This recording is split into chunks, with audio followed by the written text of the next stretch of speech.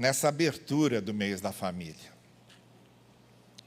que eu quero falar algumas coisas bastante necessárias com vocês. O texto que eu vou ler, vocês conhecem muito bem.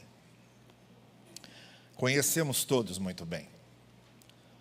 O problema é conhecermos muito bem esse texto de cabeça e não exatamente conhecer esse texto nos gestos, na vida.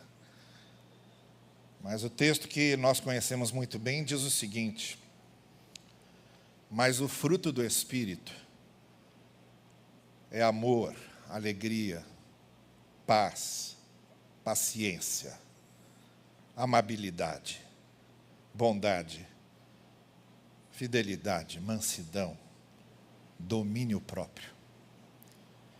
Contra essas coisas não há lei que possa nos condenar. Eu quero inicialmente fazer 3 pressupostos. O primeiro é que quando queremos falar sério sobre o Espírito Santo, a gente fala sobre fruto do Espírito. Quem é o Espírito Santo? É uma doutrina, e a doutrina mais elaborada sobre o Espírito Santo não nos explica totalmente esse mistério. Um Deus que é ao mesmo tempo Pai, Filho e Espírito é um mistério que a gente não vai conseguir explicar nunca, não há doutrina que explique isso. Não há dogma que explique isso, não há teologia que explique isso. Mas a Bíblia nos fala do Deus que é Pai, do Deus que é Filho, do Deus que é Espírito. E a gente, em vez de se preocupar muito em dissecar o mistério de quem é o Espírito, a gente fica com o que a Bíblia fala claramente sobre o Espírito. O que a Bíblia fala claramente sobre o Espírito é que o Espírito está na gente para fazer a gente frutificar, e o fruto é a ética. O fruto é isso aí: amar, alegria, paz, bondade. Isso é fruto do Espírito. Isto é, como é que a gente mostra que tem o Espírito? Vivendo desse jeito: amor, alegria, paz, bondade, mansidão, domínio próprio. Não tem outro jeito. Segundo pressuposto: não há dom do Espírito Santo, embora eles sejam muito necessários na igreja, mas não há dom no Espírito Santo que chegue aos pés da importância que o fruto do Espírito tem. Dom do Espírito é uma coisa que Deus distribui de acordo com o que Ele quer, à medida em que a igreja vai precisando disso. Então, há momentos em que Deus resolve usar alguns dons, porque a igreja está num contexto que precisa daqueles dons. Há outros que não. Então, há alguns dons que aparecem, há dons que não aparecem. E os dons são equipamentos que o Espírito Santo dá à igreja para que ela cumpra a sua missão. Mas nenhum dom, nenhum deles chega aos pés da importância que o fruto do Espírito tem. E isso o apóstolo Paulo deixa bem claro em 1 Coríntios, quando ele diz: olha, Deus distribui dons, não fiquem buscando dons, isso não é coisa de vocês. Deus é que distribui. Agora, se vocês quiserem buscar um dom mesmo, busquem o amor que é fruto do Espírito. E aí ele faz aquele poema belíssimo sobre amor em 1 Coríntios 13, que o Renato Russo, inclusive, musicou muito bem. Terceiro pressuposto: ou a gente começa a viver o fruto do Espírito em família, ou não adianta viver em nenhum outro lugar. Ou esse fruto do Espírito, amor, alegria, paz, bondade, benignidade, mansidão, domínio próprio, começa acontecendo no núcleo familiar, ou não vale viver em nenhum outro lugar. Ninguém que seja uma ótima pessoa fora de casa e um demônio dentro de casa tem moral para falar em fruto do Espírito. Ninguém que vive tratando bem todo mundo fora de casa e trata mal a esposa, trata mal o marido, trata mal os filhos, trata mal os irmãos, trata mal os pais, merece dizer que vive o fruto do Espírito. Então, ou isso começa a ser vivido no núcleo familiar, ou não pode ser vivido mais em lugar nenhum. Então, é em cima desses pressupostos que hoje eu quero falar sobre o fruto. Nós queremos falar sobre o fruto do Espírito em casa, que é o lugar mais necessário para viver fruto do Espírito. Não tem outro, não tem outro.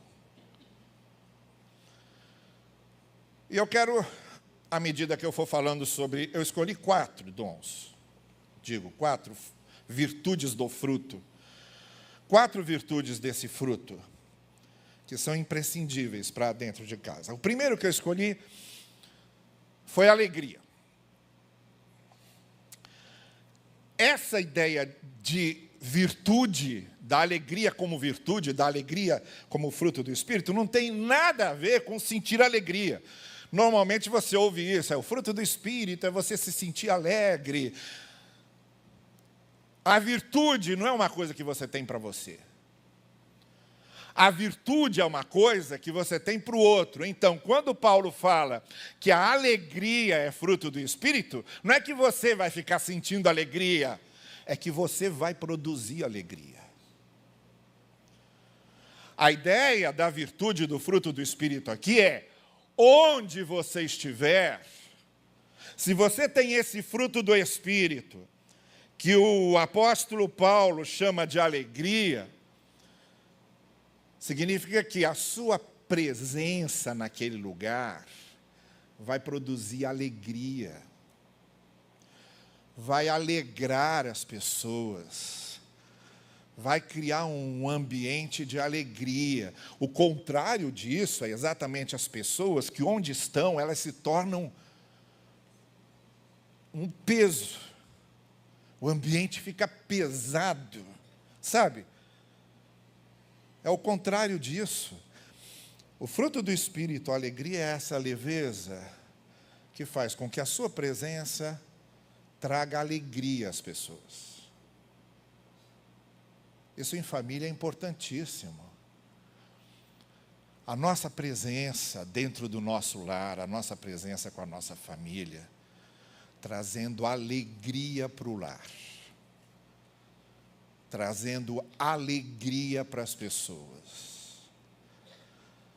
O que esse fruto do Espírito produz através da gente dentro de casa, é que através de nós, a nossa família, possa ser uma família alegre, que ri, que brinca, que tem bom humor, que tem leveza, que haja prazer no convívio.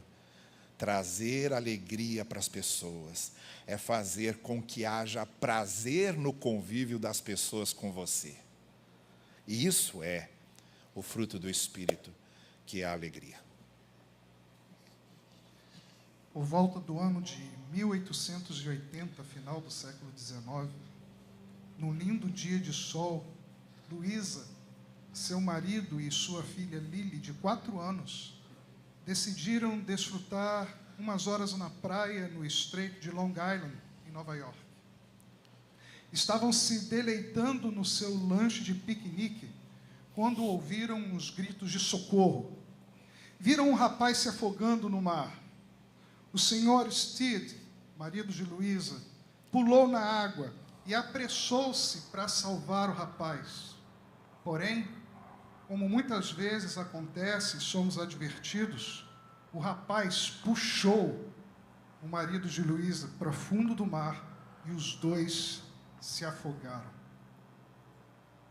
Infelizmente, eles morreram diante dos olhos da esposa e da filha.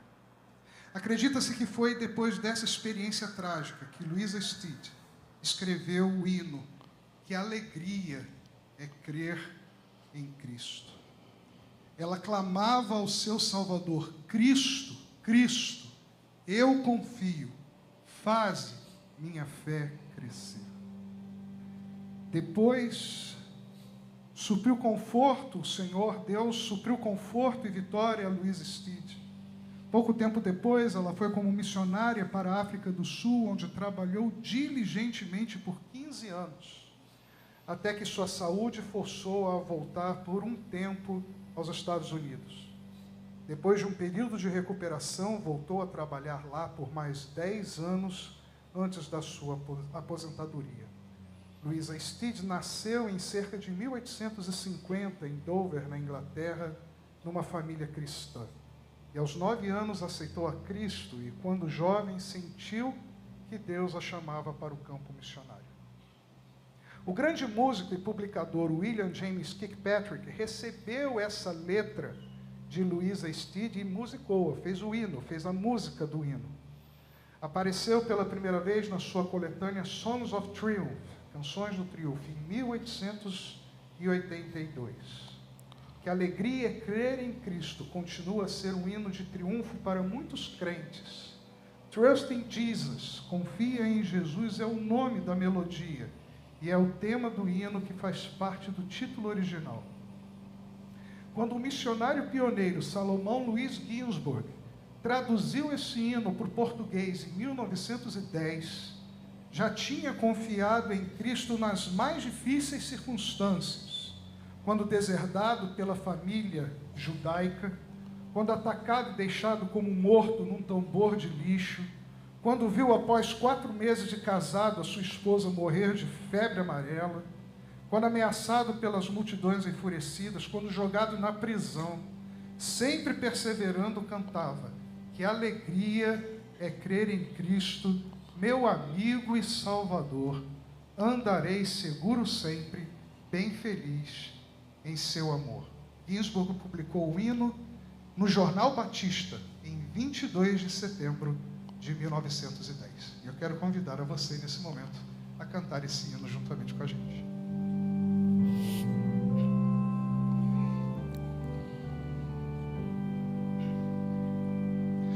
Que alegria é crer em Cristo, em seu nome confiar, observar os seus ensinos, nas promessas descansar. Cristo, Cristo, eu confio em teu nome, em teu poder. Cristo, meu Senhor amado, faz em minha fé crescer. Que alegria é crer em Cristo, ter certeza de perdão, receber de Cristo mesmo vida, paz e salvação. Cristo, Cristo, eu confio em teu nome, em teu poder. Cristo, meu Senhor amado, faz em minha fé crescer. Que alegria é crer em Cristo, meu amigo e Salvador. Andarei seguro sempre, bem feliz em seu amor. Cristo, Cristo, eu confio em teu nome, em teu poder. Cristo, meu Senhor amado, faz em minha fé crescer. É claro que eu não estou escolhendo essas virtudes a esmo. Elas estão num contexto de uma necessidade muito específica nossa. Quando eu falo em alegria, é porque nós sabemos o quão é importante nós causarmos alegria em tempos que causam tristezas. Nós estamos vivendo o tempo da depressão, o tempo da melancolia, o tempo da tristeza. E como é bom uma família que se alegra, Uma família onde os seus componentes sentem essa necessidade de transmitir alegria ao outro, de proporcionar ambientes alegres, sabe? A mesma coisa é a paz. Essa segunda virtude que eu escolhi dessa lista de Paulo para falar da importância que isso tem na nossa família. Sim, eu estou falando num tempo em que muitas vezes nós somos chamados mais a provocar raiva nos outros, mais a provocar cisões, mais a provocar feridas, mais a pisar no outro, a desacatar o outro, a desautorizar o outro.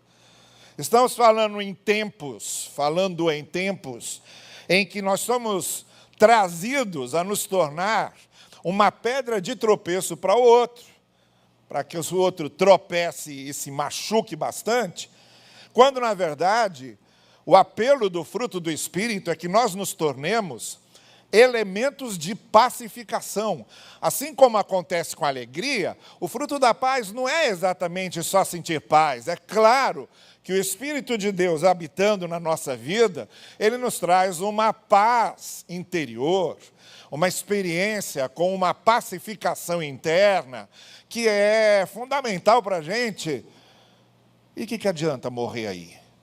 Nenhuma virtude do fruto tem a ver com parar em nós, nenhuma para em nós. Porque as virtudes não são para parar em nós, as virtudes são para o nosso convívio com os outros. Então, como acontece com a alegria não é só uma coisa para você sentir. A alegria é uma coisa para você produzir nos outros. A mesma coisa acontece com a paz. A paz não é só algo para você sentir. Eu estou em paz, Deus me deixa em paz, o Evangelho me deixa em paz. E daí? O que adianta você se sentir em paz e a sua família está num conflito, muitas vezes provocado por você, por coisas que você fala, por coisas que você pensa, por coisas que você provoca? O que adianta você dizer que está sentindo a paz de Cristo e, ao mesmo tempo, você é o elemento matriz para produzir a falta de paz naqueles que convivem com você? O que adianta isso? Por isso, o fruto do Espírito, da pacificação, de nós nos tornarmos instrumentos de apaziguamento, é uma virtude indispensável para manter a paz familiar. E é o seguinte, pelo amor de Deus, uma pessoa que não encontra paz dentro da sua própria casa, vai fazer o quê? Você já lida com os problemas mais pesados para fora, coisas que te massacram, que te ferem, que te provocam feridas e machucaduras imensas, coisas que te irritam. E aí você finalmente vai para casa e chega e tem que lidar ainda com um ambiente bélico, onde está todo mundo à flor da pele, onde você não pode dizer um ai que já provoca uma situação insustentável. Como? Se a gente puder comparar o inferno com alguma coisa, com certeza o inferno é você não ter onde encostar para ter um pouco de paz. Se a sua família, se o seu lar, se a sua casa não é o lugar onde você pode encostar para desfrutar um pouco de paz, pode ter certeza que mesmo indo para o céu, você já vai estar vivendo um pouco do inferno aqui. Agora, como é que a gente produz esse ambiente de paz? É nossa responsabilidade. Você é que produz o ambiente de paz. Então, se há situações na sua família que já está todo mundo à flor da pele, você não entra nessa onda. Você não deixa se contaminar por isso. Você faz a diferença. Você dá uma palavra que pacifica, você faz algo que pacifica, você assume uma postura que pacifica. De nada adianta você dizer que Jesus é a sua paz,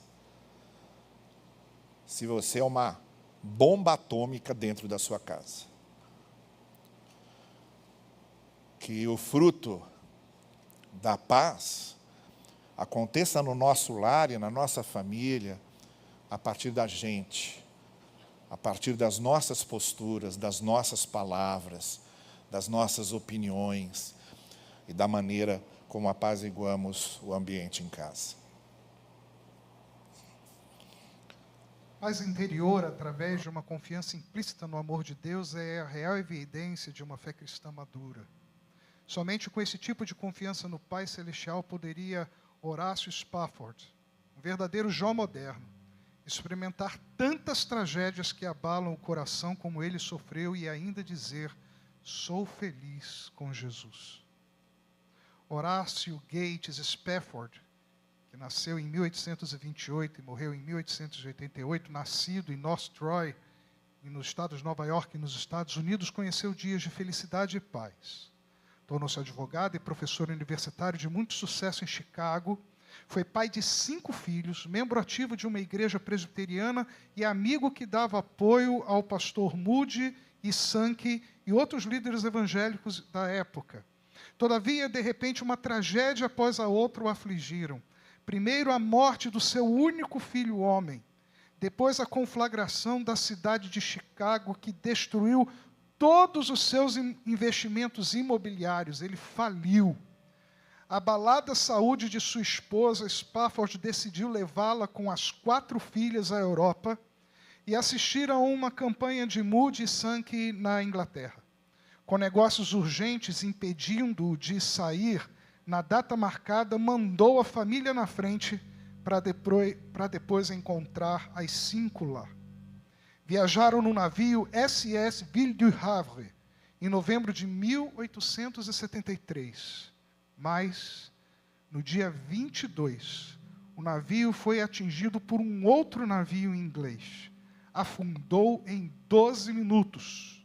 No momento do desastre, a senhora Spafford reuniu as filhas e, ajoelhando-se, confiaram as suas vidas ao Pai Celeste. Jogadas todas violentamente na água, foram separadas. O navio inglês Lockheed, procurando salvar vidas, achou a senhora Spafford, levando-a a bordo. Foram salvos somente 87 dos 226 passageiros naquele dia. E todas as 4 filhas do casal morreram. Chegando ao país de Gales, a senhora Spafford telegrafou ao marido dizendo: salva só, crianças perdidas, que farei? Aflita e com muita pressa, Spafford viajou para encontrar-se com sua esposa no seu sofrimento. Hora após hora, ficou no convés do seu navio, olhando para o mar, chorando e orando. Foi quando seu navio chegou perto do lugar que criam que ser o lugar da tragédia, que Deus deu a Spafford conforto sustentador. E ali, naquele local, em alto mar, provavelmente no ponto onde as suas filhas morreram, ele quase ditando as letras da poesia diz: se paz a mais doce eu puder desfrutar, ou se dor a mais forte sofrer, ó seja o que for, tu me fazes saber que feliz com Jesus sempre sou. Quando Moody, em campanha evangelística em Edimburgo, Escócia, ouviu a notícia, deixou as reuniões e foi consolar o casal enlutado em Liverpool, na Inglaterra. Ficou confortado ao ver a força espiritual dos dois e relembrou com eles que pouco meses antes daquela viagem, as suas 4 lindas filhas aceitaram a Jesus numa reunião que Moody fez lá em Chicago. Algum tempo depois, o casal foi hospedado na casa de Sankey em Northfield, estado de Massachusetts, juntamente com um muito amado amigo Philip Bliss. Spafford mostrou seu poema a Bliss, que, muito comovido, sentou-se ao piano com a letra à sua frente, e em pouco tempo, Deus lhe deu a melodia que faria viver esta maravilhosa mensagem nascida de tanta dor. E o nome da melodia chamou-se Ville du Havre. Quero convidar você, nesse instante, a cantarmos a primeira estrofe desse hino.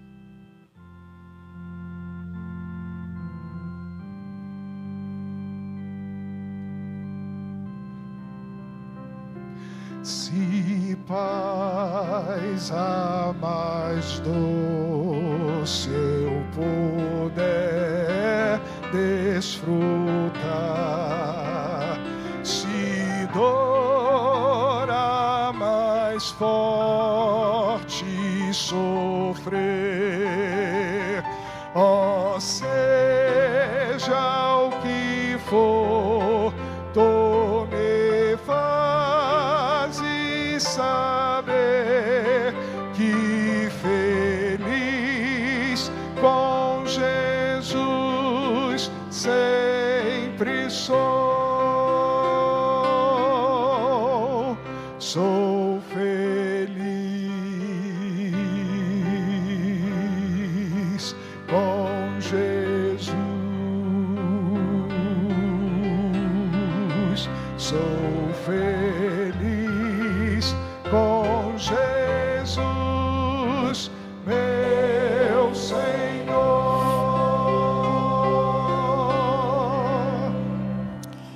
A terceira virtude também tem muito a ver com o contexto que vivemos nos dias de hoje. O contexto que diz: faça o que você tem vontade de fazer. Reaja da maneira que você sentir que deve reagir. Faça o que o seu coração manda. Deixe as emoções falarem mais alto e faça, não se reprima, não reprima as suas emoções. É nesse sentido que eu acho que é bastante relevante lembrarmos essa virtude que o apóstolo Paulo menciona nesse fruto do Espírito, que ele chama de autocontrole. Em algumas versões, a palavra aparece como temperança. A ideia da temperança é justamente você distribuir o sal, por exemplo, de maneira igual para que a comida não fique tão salgada, ou colocar o doce de maneira igual para que a comida não fique tão doce.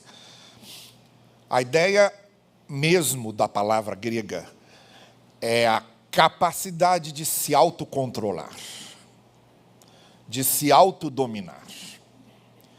O que o apóstolo Paulo está chamando aqui de fruto do Espírito, e coloca isso como uma virtude do Espírito, são coisas que, obviamente, sozinhos a gente não conseguiria fazer, e que a gente consegue fazer auxiliados por esse Espírito de Jesus que habita dentro de nós. Quando Jesus disse aos seus discípulos que ele se ausentaria, mas que no lugar dele, ele mandaria o seu Espírito, ele estava se referindo a isso, Espírito, lembrando vocês das coisas que eu ensinei, fazendo vocês se recordarem daquilo que eu passei aqui 3 anos ensinando para vocês. E quando eu já não estiver aqui, é esse Espírito dentro de vocês que vai dar a vocês a capacidade de vocês se lembrarem disso e de viverem isso.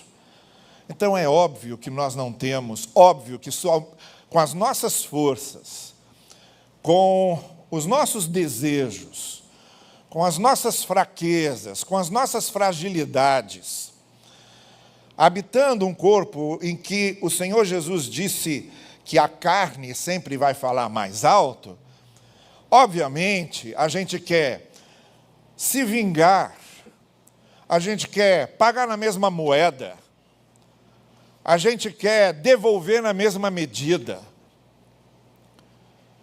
E aqui é que o apóstolo Paulo diz que essa virtude importantíssima do Espírito, do autocontrole e do autodomínio. Olha, em família isso é de uma importância vital.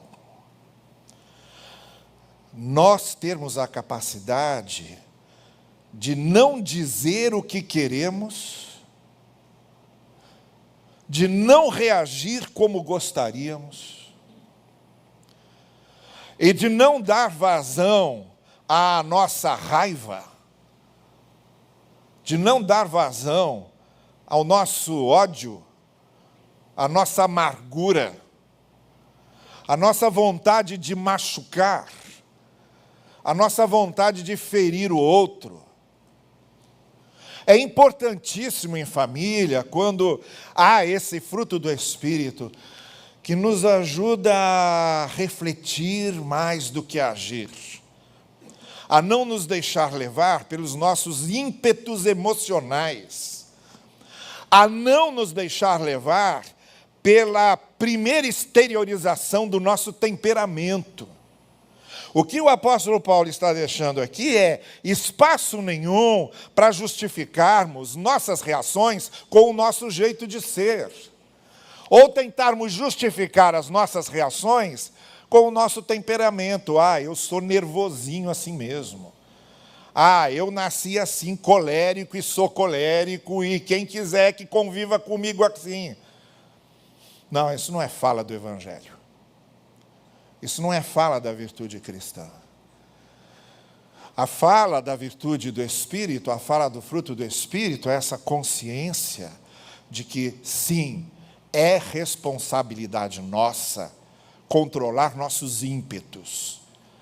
É responsabilidade nossa controlar expressões do nosso temperamento. É, sim, responsabilidade nossa controlar nossas emoções. E essa virtude do autocontrole, essa virtude do autodomínio, é também essa responsabilização de que não aconteceu porque eu não tive como evitar. Aconteceu porque eu podia ter evitado e não evitei. Porque eu podia ter controlado isso e não controlei. Numa época em que estamos naturalizando as agressões, numa época em que há homens que realmente acham que Paulo ensinou para a mulher ser submissa, para que ele domine sobre ela, num conceito que nunca esteve na cabeça de Paulo. Submissão lá em Paulo não quer dizer absolutamente nada do que a maioria dos pregadores falam hoje. Se hoje nós temos a ideia da violência justificada, porque o marido é o cabeça da mulher,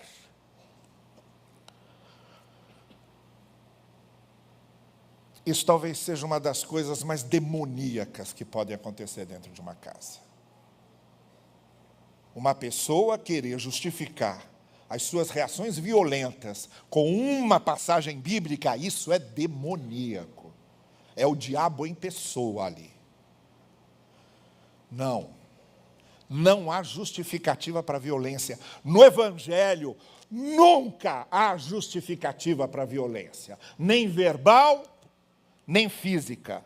Foi violento verbalmente ou foi violento fisicamente, já perdeu, já está errado, já está fora do Evangelho. Não tem justificativa para isso. O fruto do Espírito do autocontrole, o fruto do Espírito do autodomínio, é aquele em que o Espírito de Deus dentro de você faz você agir totalmente diferente das bobagens que mesmo em nome de Deus se ensina hoje. Não há lar que possa desfrutar de alegria e que possa desfrutar de paz, em que não haja autodomínio daqueles que pertencem àquele lar. A virtude do autodomínio, extremamente necessária. Em 1881, Daniel Towner, dotado cantor e regente, estava cantando na conferência do pastor Moody em Brockton, no estado de Massachusetts, nos Estados Unidos. Towner relatou a ocasião naquelas conferências que o inspirou a escrever o hino Crer e Observar, hoje cantado em muitas línguas ao redor do mundo. Ele diz: durante um dos cultos, um jovem, dando seu testemunho, disse: não tenho toda certeza, mas vou confiar e vou obedecer. Escrevi as suas palavras e mandei-as com a história da ocasião para o reverendo Semmes, um pastor presbiteriano. Ele escreveu o hino e a melodia nasceu. O refrão, onde podemos ver a mensagem central do hino, veio primeiro. Crer e observar tudo quanto ordenar, o fiel obedece ao que Cristo mandar.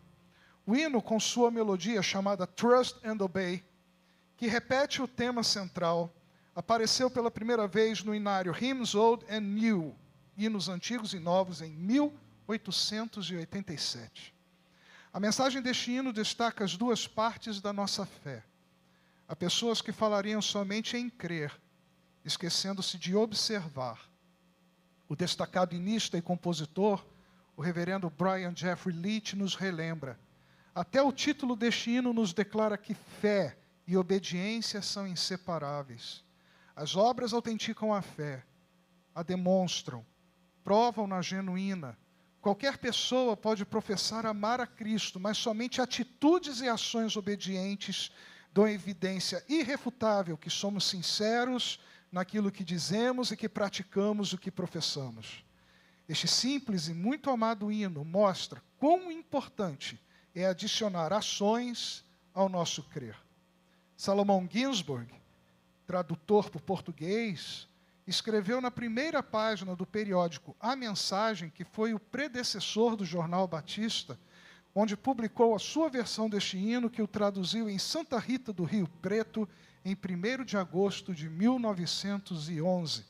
Foi incluído no Cantor Cristão em 1913, cantado na oitava Assembleia da Convenção Batista Brasileira, aqui no Rio de Janeiro, e rapidamente se espalhou por todo o Brasil e está em todos os inários evangélicos daqui do Brasil. Então vamos cantar a primeira estrofe do hino Crer e Observar.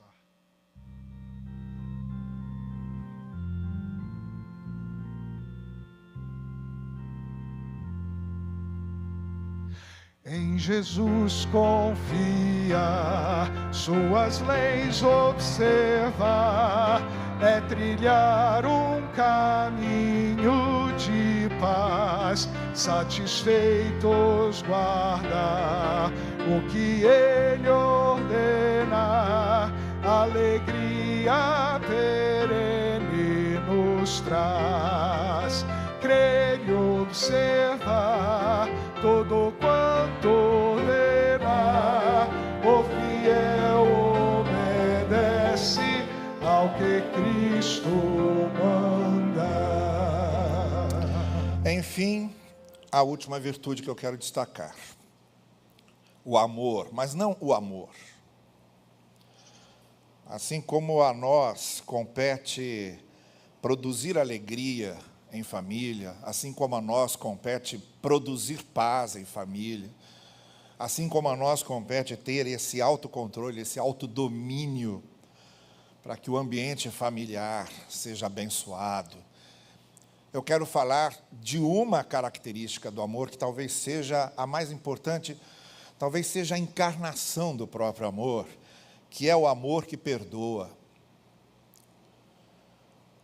Virtude sem a qual nenhum relacionamento subsiste, nenhum relacionamento sobrevive, sem que nós tenhamos o perdão que se estende, o amor que se expressa através do perdão.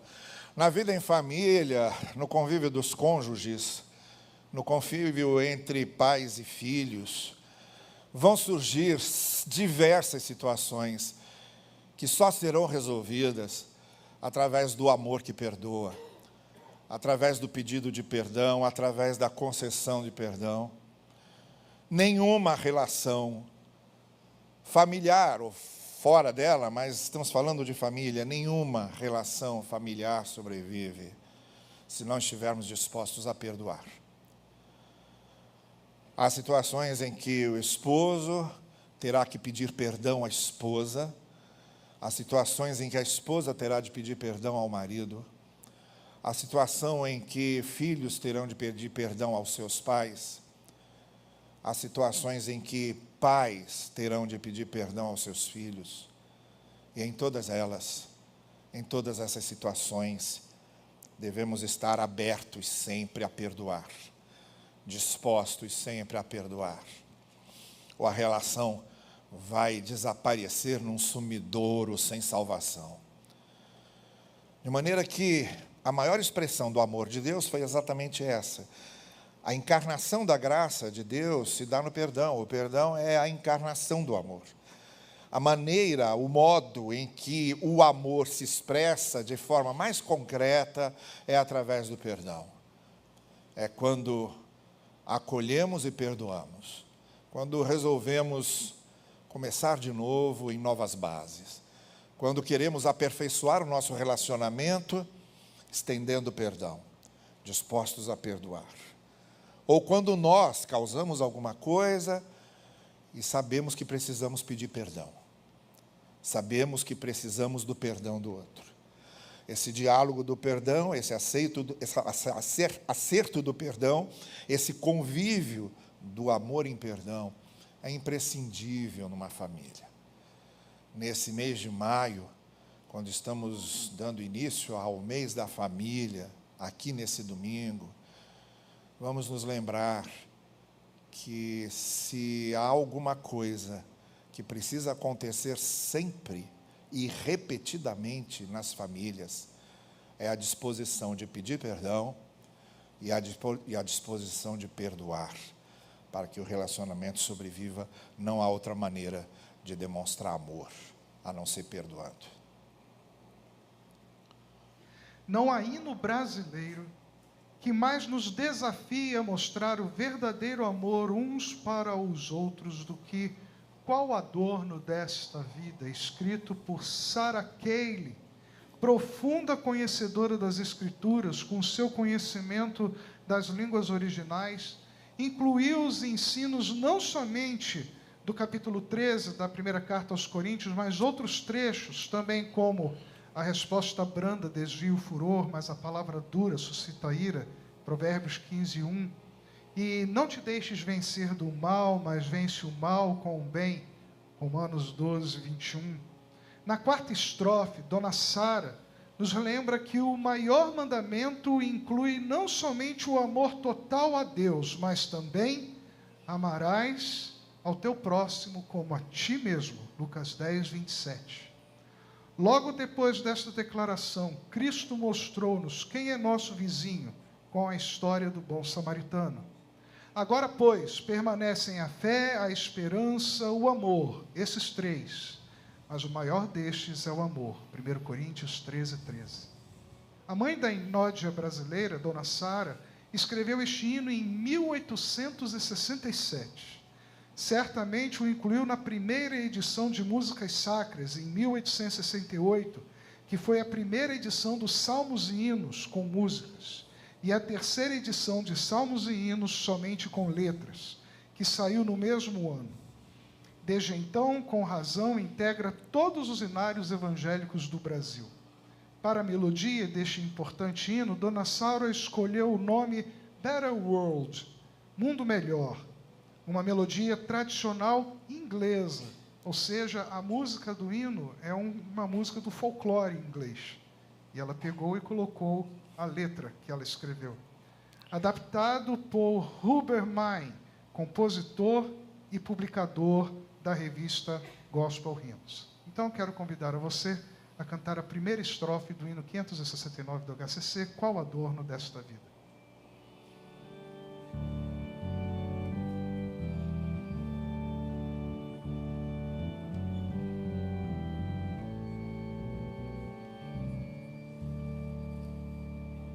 Qual adorno desta vida é o amor,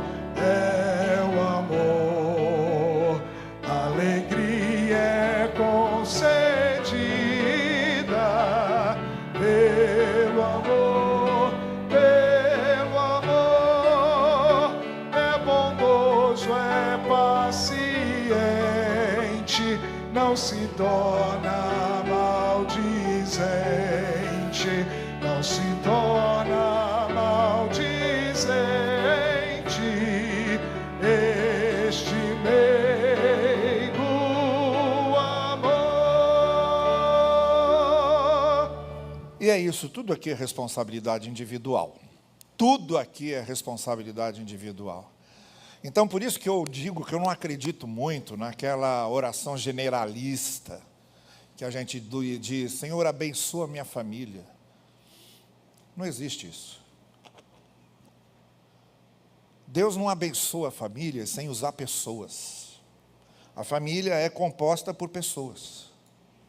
Então não adianta a gente ficar orando, Deus abençoa a minha família, Deus abençoa a minha família. Não vai acontecer.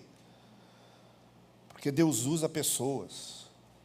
E a responsabilidade é individual. A oração que a gente tem que fazer, que é a oração efetiva e eficaz para isso, é dizer: Senhor, usa-me para que a minha família seja abençoada.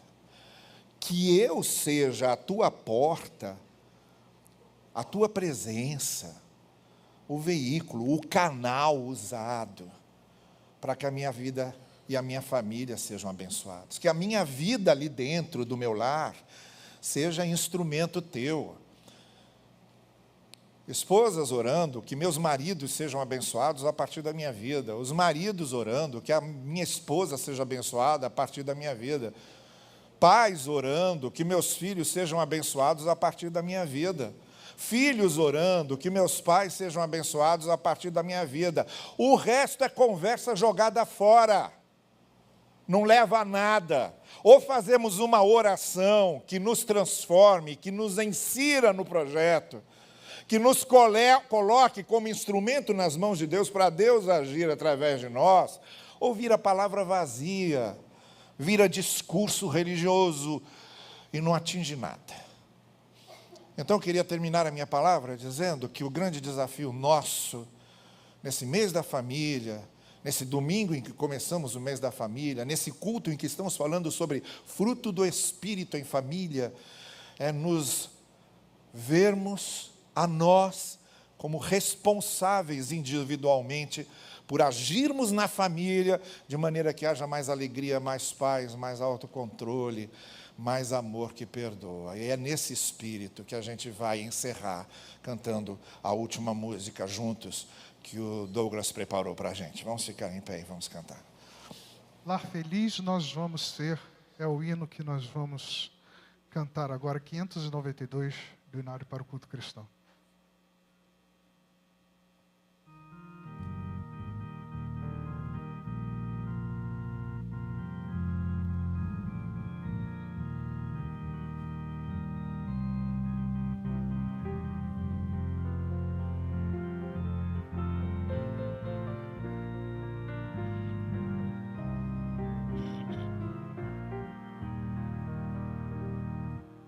Nestes dias de tantas incertezas, nossos lares a fé precisam ter.